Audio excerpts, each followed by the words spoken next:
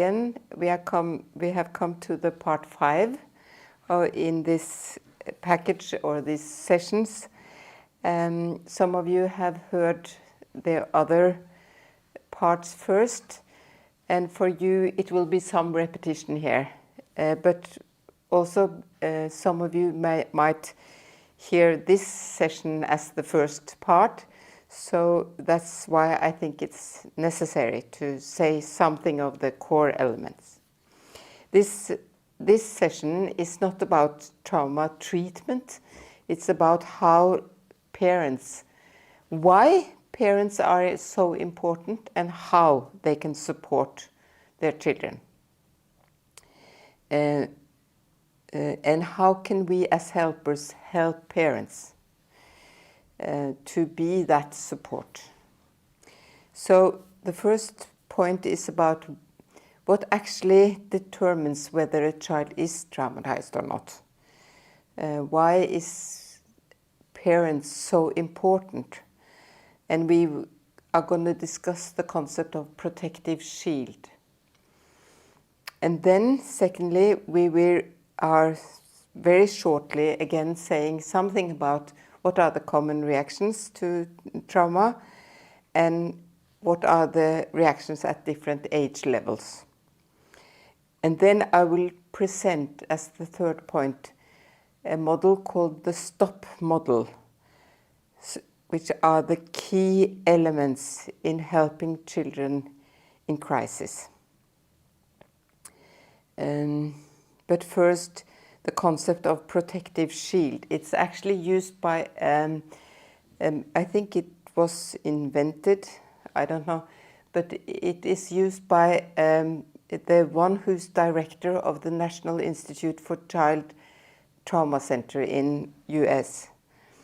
His name is Robert Pines, and he says that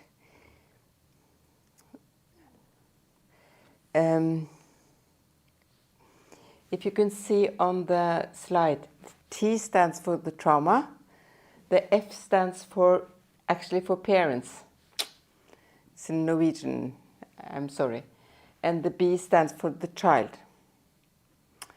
But the thing to remember is being exposed to a trauma does not necessarily make a child traumatized. To be traumatized is a description of the reaction, not of the event. So you can be exposed to a traumatic situation without being traumatized, because you have the feeling of that someone is here to protect me. Sometimes I use an example from my own life, which is not a very traumatic life, actually, but I was driving a car with my 3 children in the back seat and a little cat, and then I fell asleep. And I crashed into the car in front of us, and my whole car was destroyed. It couldn't be repaired afterwards. Out of the car, all 3 children and the cat and me were climbing, and all of us were safe. No one was hurt. And then my daughter said to me, "Oh, mother, I'm so happy you are not damaged or hurt." And I thought, oh, but she shouldn't take care of me. I'm the one who should be taking care of her. So I said, well, the most important thing is that you're not hurt. And she looked at me as if I was the stupidest mother and psychologist she has ever heard about. And she said, "You must understand that if I got hurt, you would be there and follow me in the ambulance. But if you were hurt, who should take care of me then?" So for her, it was obvious that having a mother or someone to protect her and to follow her, even if she had been wounded, was more important than not being wounded, because the danger was really to feel unprotected.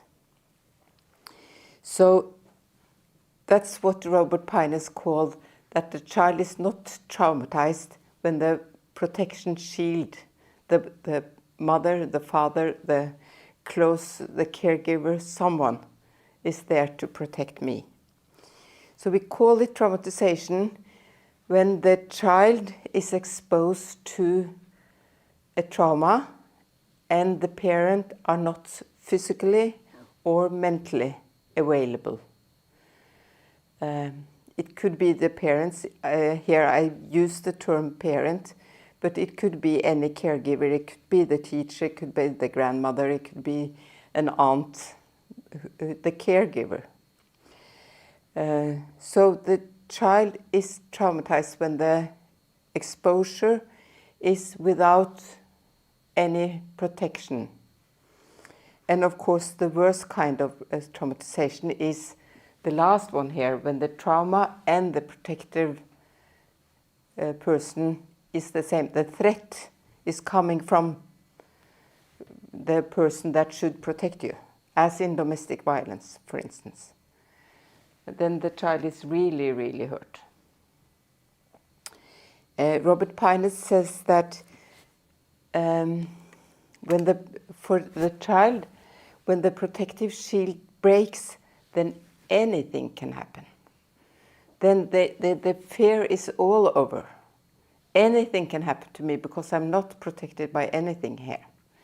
So all kinds of fantasies also start blooming. What could more happen when this could happen and no one was here?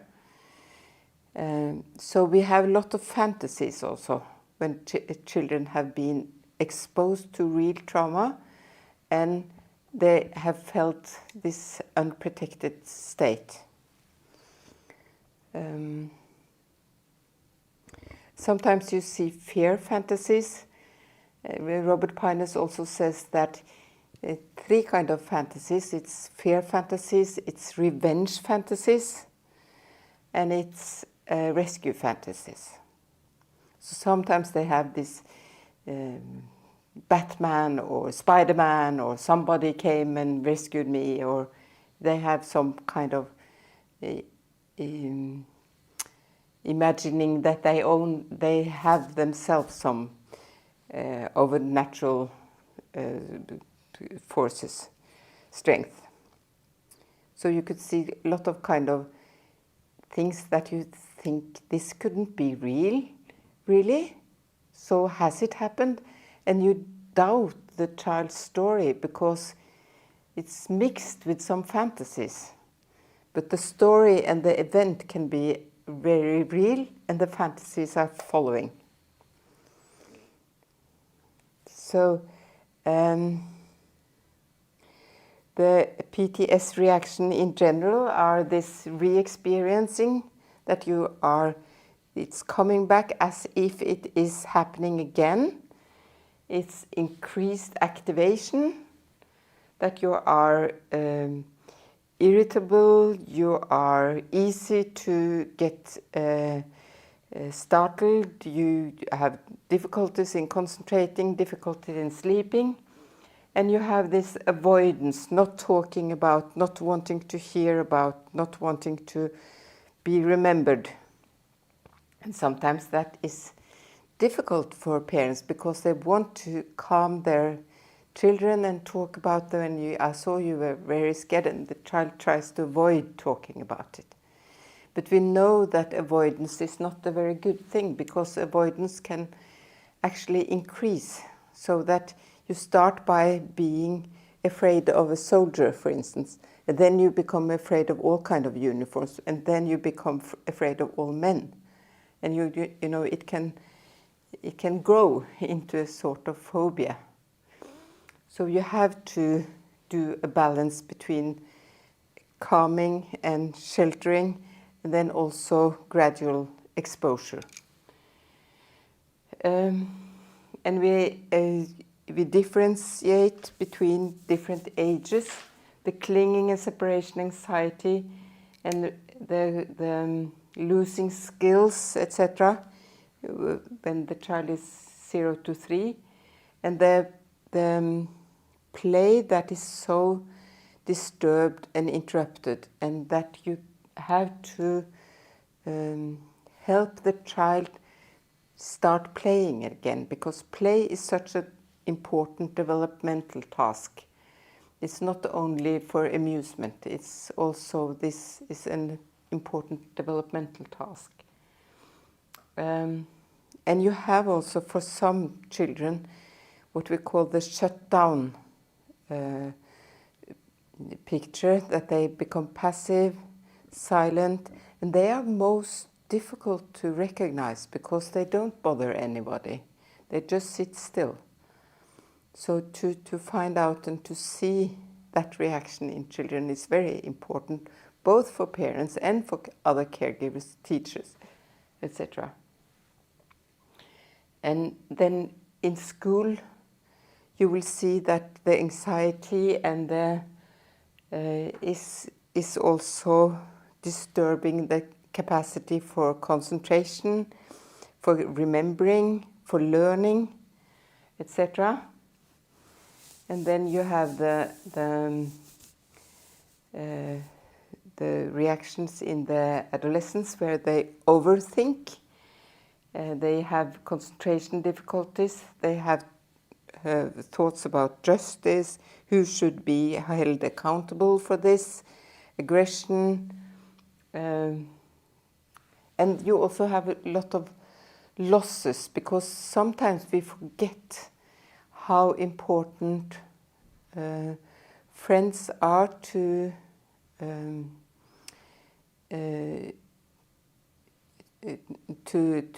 young people.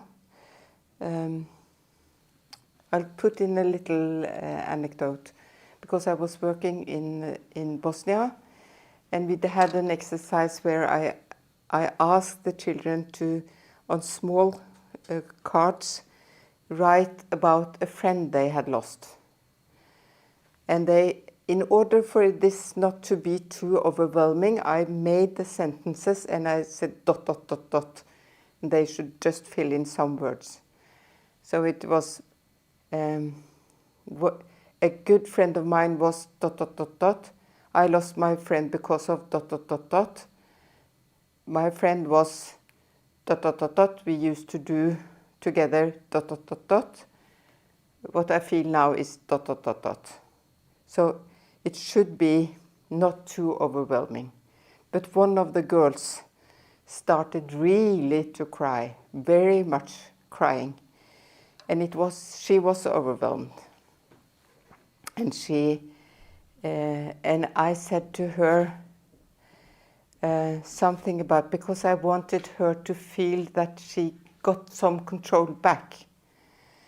And I said to her, do you know what would be good for you to do now? Because do you know why you cry so much? I'll tell you why. When we lose someone that we love so much as you loved your friend, we have a deep, deep, deep sorrow. And everybody calmed down, and it was silent like in the church. And then I said, sometimes when we are so sad, we know for ourselves what would be the best thing to do. And she said, yes, I want to go to the bathroom, please. And I said, yes, take a grown-up with you and go to the bathroom.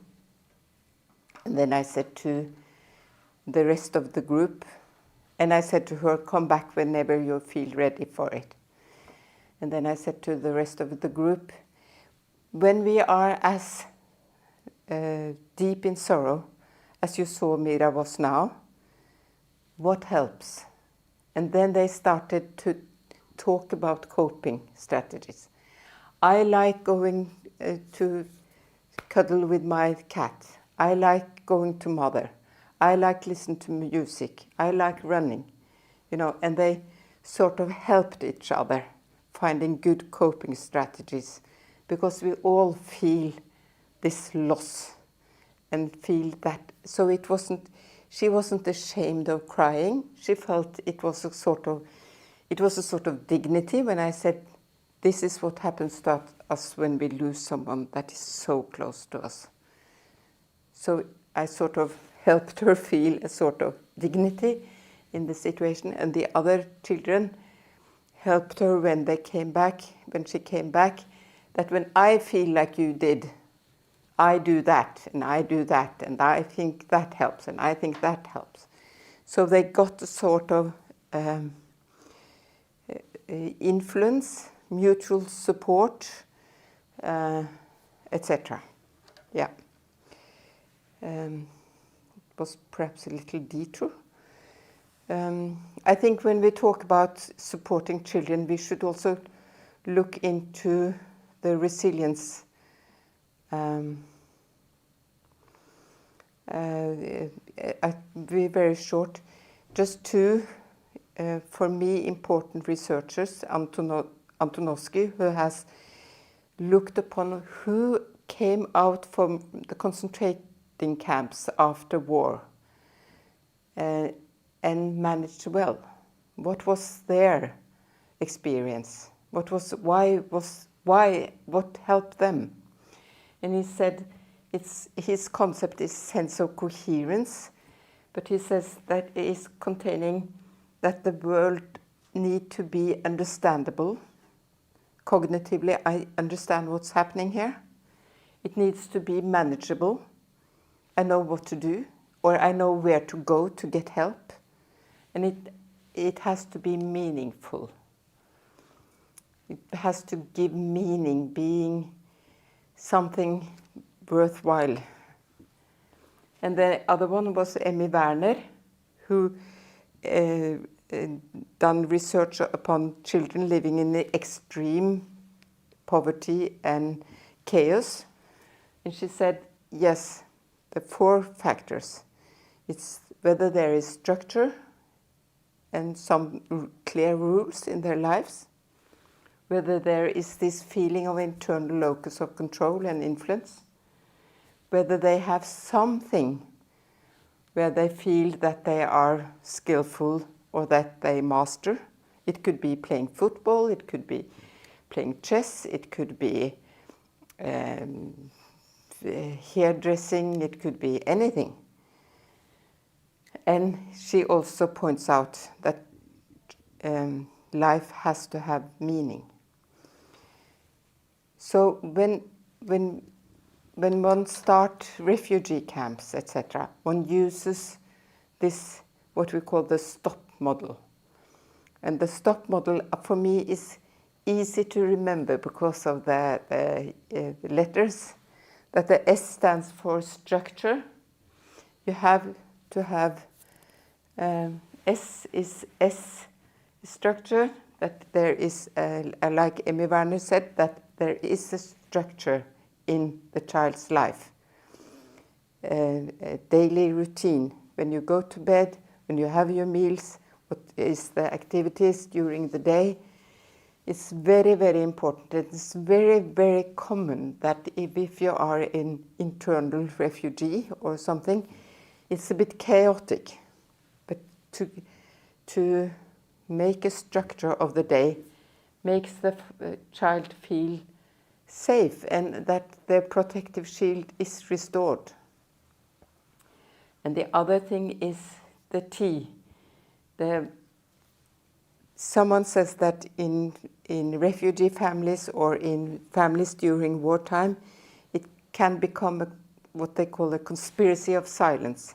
That the grown-ups don't want to talk to children about what has happened because they want to somehow protect them from, and they think that the children hasn't been exposed to much, and the children want to protect their parents, so nobody talks about it. But every research says that being silent for a very long time and avoiding talking about what happened actually is making the re-experiencing when you are not wanting to think about it. It comes back as invasion of your thoughts and your memories. So children need to talk about it. And they need also an explanation of why do you react that way, And why do mother cry during the night? Because she doesn't know where father is and whatever. They notice the grown-up's reaction and they need to get an explanation of it. And then the O stands for organized play. Because the play is many times so chaotic or rigid and it has lost its capacity to play and symbolize and using fantasy, you have to help them get organized activities. And then we have the P that stands for parental support.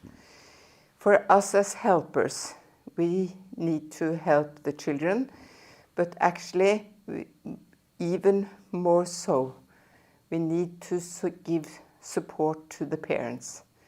That is financial, material, physical support, but most of all, it's empathy and listening to them, and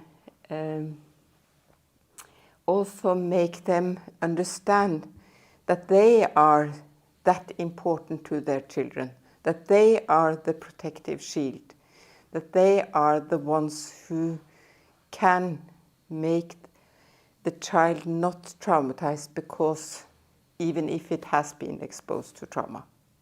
So we again need to be the protective shield of the parents, for them to be a protective shield for their children. Thank you. No, one is, yeah, just one more. The lesson learned from this lecture is children need parents to provide security and emotional support. They need explanation. They need predictability and structure. If you just have forgotten all the rest, just remember this. And parents need to understand how important they are. They need our support. And they need safe environment that gives them the empowerment and mastery and meaning of their life. Thank you.